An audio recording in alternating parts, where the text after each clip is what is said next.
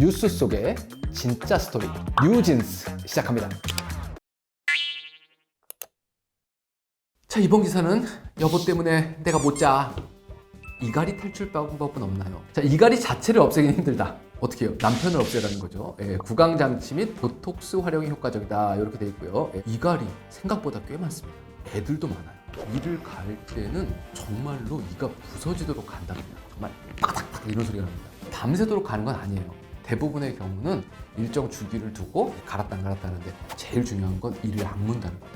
나는 네가 하는지 모르겠는데 저희 치과에서도 늘상 여쭤보는 게 있어요. 누구랑 주무세요? 혼자 자는데요? 알 방법이 없어요. 낮 시간 동안에 뭔가 열심히 하고 있는데 정신을 차려보니까 내가 왜 이렇게 이를 악물고 있지? 이런 생각을 하시는 분이면 밤에 무조건 가는 겁니다. 자, 그럼 이거 어떻게 해결할 수 있을 것이냐? 자, 그럼 너는 어쩔 수 없이 이를 가는 것 같아. 그러니까 이 대신 이걸 가라. 그리고 장치를 껴주는 게 있습니다. 보통 이걸 우리가 이갈이 방지 장치라고 그럽니다.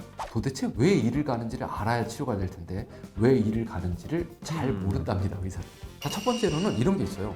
우리가 턱관절 있죠? 턱관절을 중심으로 아래턱이 벌어졌다 다물어졌다 하는데 턱관절이 편해서 이를 딱 감을 때 이가 안 맞아요.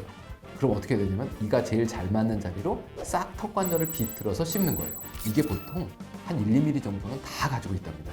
관절이 편안한 위치와 잘 씹히는 위치의 차이. 이 정도는 정상 범주라고 얘기를 해요. 그런데 무슨 짓을 해도 안 씹히는 거예요. 그러면 턱을 많이 움직여야 씹히겠죠. 근데 나는 지금 그걸 몰라요. 왜냐면 내가 초등학교 때부터 그렇게 씹어 먹고 살아왔거든요.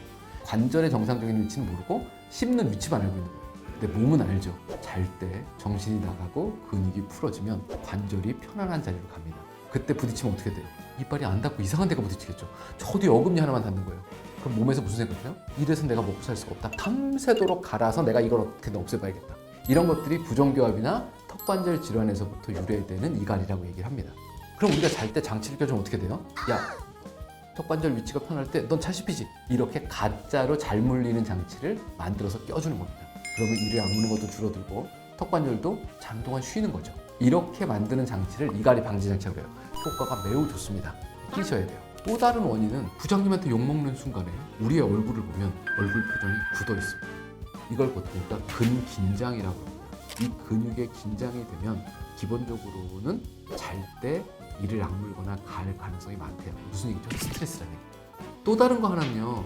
그 야단 맞고 있는 대리님 혹은 고등학생, 중학생, 초등학생 아니면 그보다 더 나이가 어리다고 보시자고요. 이 사람들이 하고 있는 행동들이 거의 비슷합니다. 뭘 하고 있느냐? 저처럼 안경 쓴 사람은 자꾸 안경을 이렇게 올려요. 그 다음번에 이렇게 넥타이를 자꾸 이렇게 매기도 합니다. 그 다음번에 머리를 긁어요.